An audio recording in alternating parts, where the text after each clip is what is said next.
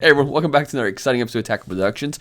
Today I, Bancroft, being joined once again by Jimmy, Jake, and like always, Fluff. Howdy. What's going on, y'all? What up, people? And like always, there's buttons. Feel free to click them. They're there for a reason. But today's matchup, we do have Jimmy and Jake on camera. Jake is back using the Tien list. Tien. the Tien deck that he played earlier this week. And Jimmy has finally gone to the dark side, but not with the complete deck, but just the leader of Gotenks with the Maiden package. Yes, sir. Guys, take it away. Sleeve it. The disrespect. Wait, is your leader not sleeved? Seriously? Yeah, it's not sleeved. Wow. I hate that leader so much that I was like, I'm gonna disrespect this motherfucker. Isn't that a stamped leader? It might be. I don't remember. I don't remember if I used the stamp one or not. See, I didn't play against either one of you all this whole weekend, which I kind of wish I did. I wanted to play against these decks. No, you don't. Don't lie. No, I did. I really did. It's okay. I'm gonna play green this weekend. So. Awesome. So I had a very rocky start. I ended up sending back my entire hand because there's really only one key piece that I really, really need in my opening hand, and that first roll I did not give it to me. So there was a few cards in there that I'd want to keep, but I need to see that card really bad early. Of course, I cannot utilize it, that being the one-dropper Brienne, the Pretty Cannon Unleash. I cannot use it until I have 3 energy. But I can't really draw a ton with this deck, and one of the reasons I'm thinking about swapping out some of the cards for Draw Monkeys, just to be able to see my pieces early enough. And of course, Jake had to sit there and go, "Oh, here's discard a card," and I replied with, "Oh, I'm also playing green. Thanks, bud." It's like the Spider-Man meme where they're both pointing at each other. I remember you played the card, and I went, "Oh, you son of a bitch," and then I was like, "Oh yeah, I got this card in hand. Never mind, it's cool." Yeah, I was like, "What are you crying for? I'm helping you." So if you are not familiar, I did end up ripping the Pretty Cannon Unleashed, but if you're not familiar with the Gotenks Maiden list, there was a list that topped very recently that ran this package, and me and Fluff have actually been talking very solemnly about the Maidens package and the best deck to run it in, and he had been running it in Cell, which was absolutely disgusting because it did absolutely nothing for 5 turns and then played Cell X, and that it's not really my play style, and Fluff is also said it's the same for the list, but I've been trying to figure out a deck to play the Maidens package in. I originally was trying to play it in Zeno and the Zeno leader, which allows you, with the right setup, to basically make all of your Maidens either free or cost 1 energy, which is absurd. And I seen the list that topped, seen the Gotenks. I was like, that's actually kind of brilliant due to the permanent, which I'll get into that when the time comes. So this is very, very similar to the deck that topped, but I made some very, very small changes. Nothing game changing. So I cannot take credit for this list. Bancroft in the profile will flash the guy's name that played the list. I still haven't looked it up, and I apologize again. I feel bad for doing that. And I think was it Crossroads that covered it? There's been multiple channels at this point. Yeah. The one that I remember, there was the one that actually like top. I was gonna put that link on there. Yeah, for sure. Because my list is very, very similar. It's just slightly different, more so for our best of 1 format, where I did not have access to be able to side out cards. I had to play for a majority of my matchups. We've talked about that Bardock Unison in the TN list, or in the TN video against Red Broly. Card is just absurdly powerful. Yeah, and combined with this Goku, it's just absolutely insane. A pretty huge misplay here, if I recall, not removing the Goku to remove your Pretty Cannon Unleashed. I have enough matchup knowledge that I should know to do that and didn't for whatever reason. Unfortunate. but that's you gotta play the game you're in, not 2 days after. Yeah, I believe at one point you do remove that particular Pretty Cannon Unleashed, and I even said to you like right when that's probably game, because if I did not see another one, there was no way I was going to be able to recover. You do remove it. Okay. Yeah, and that the setup I was going for, and I was hoping that you would hit me with your Unison, which I think I'm actually at 6 life right now, if I remember correctly. So any more swings I do just kind of help you out because I can't kill you, so I just leave it back. Yeah, I was going to have a pretty explosive turn if I was going to be able to resolve the Ribrianne and then get the ability to awaken, which would have been difficult, but it would require you attacking me to be able to do that. So I dormant early out of fear to keep my Unison alive, and you play a 1-drop right after. It's just demoralizing. Yeah, and that was the 1-drop rip off the top, which, like I was saying, I was basically playing by pure luck this entire game. I mean, regardless of that, like if you're playing as a green deck and your deck requires a 1-drop as a key component, swing first and try to bait that dormant out so they can't pop it is always a good strategy. Then play it afterwards. Worked on me. So here I'm.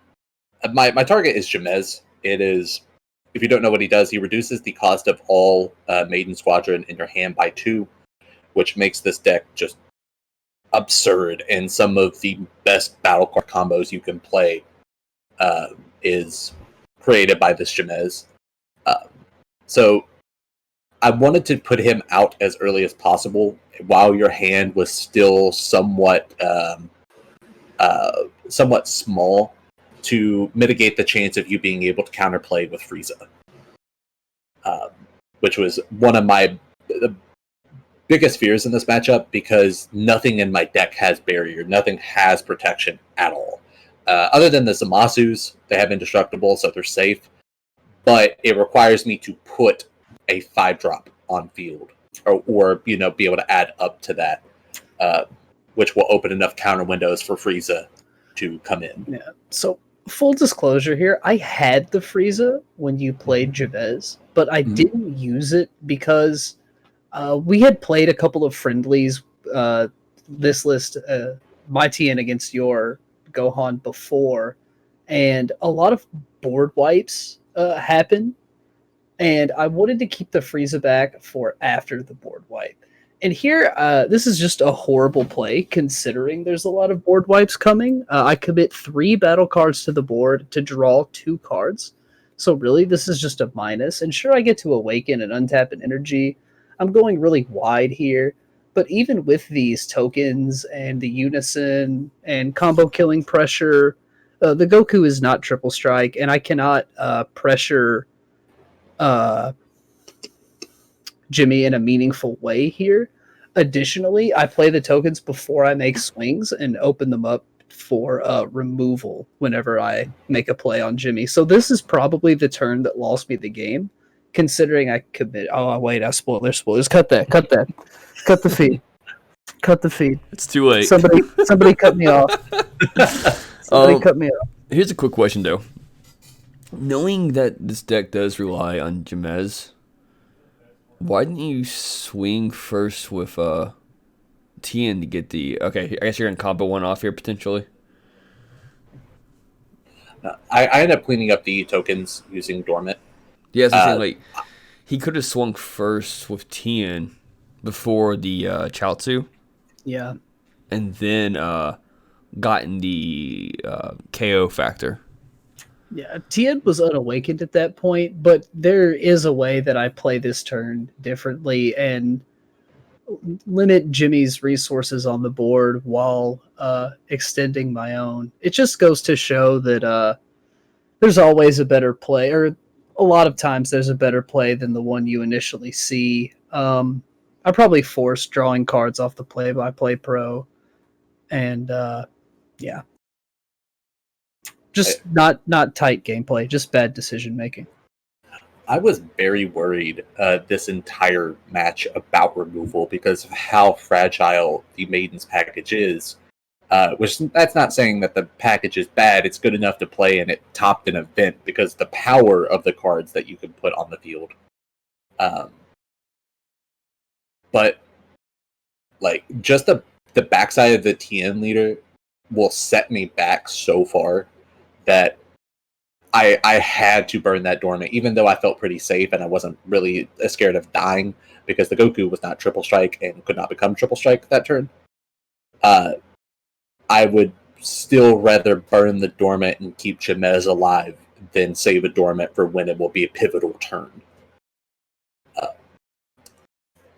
And I threw out the Vegito Unison because later on in this turn he becomes exceedingly value with some of the cards that we run, which we will see in a moment. I think at this point I was trying to just deal with the Unison, try to get that down so I didn't have to worry about a counterplay Frieza. And of course respond with a dormant, and it's dormant. What is there to say about it? Yeah. So I went ahead and risked the play. So Zerloin, he comes out for 3 because of Jamez, and then he will play a 4-drop 4 or less battle card from my hand, and Ribrianne is also reduced. So you get both of them on field, 2 30k strikes, one being a triple strike, and Ribrianne being a board pipe and deadly defender for 3 energy is one of the most absurd combos in this game. And Zerloin is kind of like a dormant light in that you can KO him and make it so your opponent's battle cards cannot attack for the turn. And also on KO or removal from the field, he plays a 4 or less battle card from your drop area with its skills negated. So if you have another Jamez lined up, you can play a second Jamez and reduce the cost of all of your maidens even farther, which is incredibly powerful. And the +2 on the Vegito Unison gives all of your mono green battle cards revenge. So you have access to a free blocker when you play Universe 2, and Ribrianne being a deadly defender where your opponent's battle cards can only attack her. And here comes the big boy, which we'll talk about in a moment. But since your opponent's cards can only attack her and she has revenge, it becomes a very, very big wall to get over. And with the permanent on the Gotenks leader, it makes it so your opponent's leader cards cannot attack battle cards. While Ribrianne is out, it completely locks your opponent's leader out from attacking at all, period. It's just disgusting. Which is just a absurdly powerful synergy. So, Jake, talk about this Unison and all the reasons that I hate it. It wipes the board for 4. It's double crit, so it denies hand resources. It's just another cheap board wipe. Mm-hmm. And what, 25 double strike crit, you get +1? Yeah. I mean, there's hand control elements in it as well, but getting the -6 off is pretty difficult, although I did pull it off once this weekend. It's not something you really... There might be a -5, actually. -5, yeah. It's -5, yeah. But it's not something you really rely on with the card. Counterplayed the Frieza here to hit Pretty Cannon, hoping that it would keep me alive. I didn't really understand how important Jamez was, or I probably would have committed that Frieza earlier, but here we are. And I know it's hypocritical to say that I hate the Vegeta because of the board wipe when I play Ribrianne. But it feels really fun to play board wipes against your opponent, but it doesn't feel very good to have it played against you. So that I'm just talking shit at this I'm point. gonna say, is that like playing against green and having green play against you? Yeah, totally. Like, you know that I'm forgetting the actor's name. He played Hank in Breaking Bad. But there's like a new meme of him like smiling all cheese and hard, and then like him super angry. That's a good format for playing against green. What happened? Playing green. Playing against green. Yeah, exactly. There you go. Good meme. Here's more fun that green has. Yeah. So I had a excessive amount of energy and a lack of stuff to do with it other than Ribrianne. So I was just trying to clear your hand out, get it down so it will become pretty much a non-threat on the next turn, make it so you're basically having to draw off the top of the deck, which was the major plan. And one of the other plans here, I had ripped the Majin Buu secret rare off the top, the Buu Nimba, the counter. I was trying to bait a dormant potential out of you on this turn so I could play that and hopefully get some, sneaky damage in. But you did not commit to playing a dormant or anything of that nature. Just drop the secret rare right there, which is demoralizing. Wait, do you have no hand right now? Yeah, I'm living off the top. As we said earlier, I committed too many resources to the board in a matchup where I knew that board wipes were coming, so it makes sense I'm out of cards in my hand. And you actually still have a very scary board right now, with that Unison being in play and being such a absurdly powerful card, damage-wise. Yeah, and your hand size isn't that large either, if memory serves. I'm setting at 3 cards in hand, I think, at this point. Well, that -5 would be pretty nice. Yeah. Oh, yeah, it would be, wouldn't it? I don't remember what you pushed for. I think you just pushed for the double strike crit. Yeah, at this point, I'm so mentally out of the game, I don't even see the swing and then -5 play. Also, at that point, I feel like I need as many distractions on the board as possible to distract from my life total. You see here, I'm playing a Zarbon and committing the 1 card in my hand to the drop area to do that. I pretty much know I'm dead on the crackback here, and looking back, I wish I had seen the -5 play, but I just opted to spend my energy on the Ribrianne instead. So I was actually thinking about counterplaying the Zarbon with the Frieza that I dropped. Until I seen the card you chose to discard, and I knew that was that you're going to be ripping 2 cards from my hand, and I wanted to keep the 3 to be able to combo with. Or keep cards in my hand to combo with. So right now I'm setting on the Majin Buu secret rare and the promo SS4 Bardock, the dual attacker, the Overwhelm. And you're swinging at my lead. I'm at 3 life, and you have the ability to deal 3 damage to me at this point. So I ended up having to combo out my entire hand. It put me down to 0 cards in hand and took away my entire win con for next turn, which was going to be swing and lead, counterplay Boo if you had a negate, or counter Boo, and then follow up with the Bardock. And hopefully that would have been enough damage to get done. But now I am just playing the game of top deck Jesus. Part of the card's hardcore at this point. I feel like I accidentally put Ribrianne back at my drop area, but I don't think it comes up. Nah, it's fine. I feel like it's one of those old cartoons where you see both the characters go all out, and by the end of the episode, they're just like smacking each other, but it's not doing much effort. Like you both had built a incredible board, both got board wiped, but now you're both playing top deck. So I want to mention here, I forgot that EDK let the opponent choose, so I just dropped Vegito immediately, and then he was like, "Oh yeah, I get to choose." So and luckily he chose Vegito. The other card being the 1-drop Ribrianne, the Pretty Cannon Unleashed. And I was playing a harsh game now, where Ribrianne ended up being my 5th card off the search. That's the 1 card I needed. And then when I activate main to search out the Jamez, one of the cards that I bursted was my 3rd Jamez, and luckily the 4th one was in the deck. It was... I had, like, in my head, I was thinking of, like, the Saw 3 music, like the super hype one when the camera's, like, spinning around. That was, like, what was going in my head at this point, like, ripping these cards just off of pure luck. This is absolutely disgusting. Yeah, it is. It felt disgusting at the time.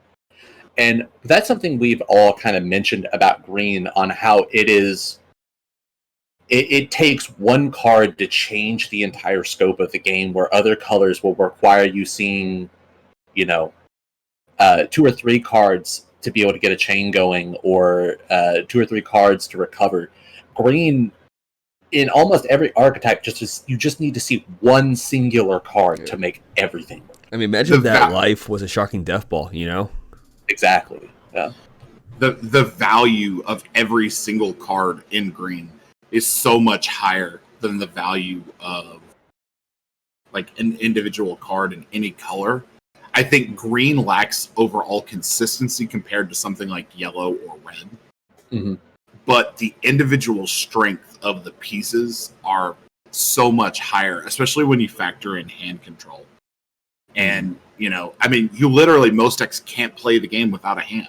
And you guys were both down to where you were just essentially, I don't know if there was anything that Jake could have top decked at a 1 of that completely changes the entire scope of that game, the way that your 1-drop Brienne changed for you. EDK could have completely turned that game in Jake's favor. If he hit the 1-drop Brienne, it was game. There was nothing I could do.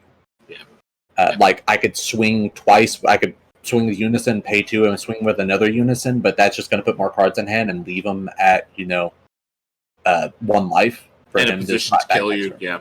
Like, it just feels disgusting to play green.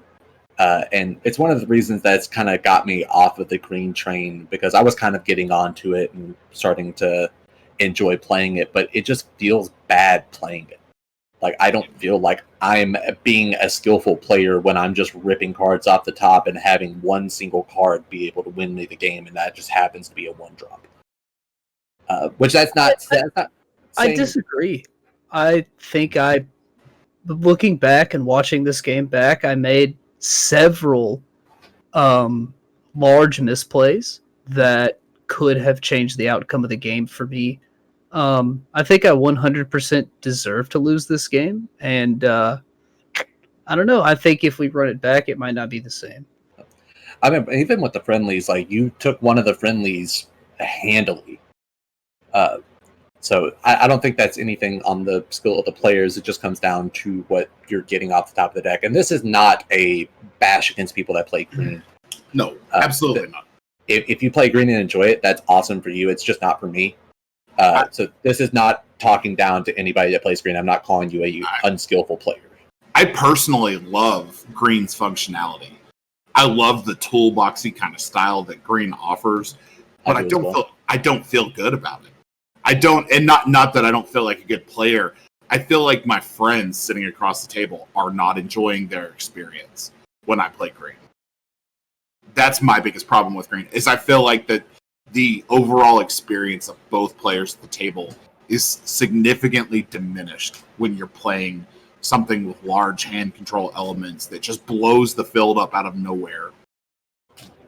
I said last night that playing green feels like enjoying your time in a Chuck E. Cheese bathroom.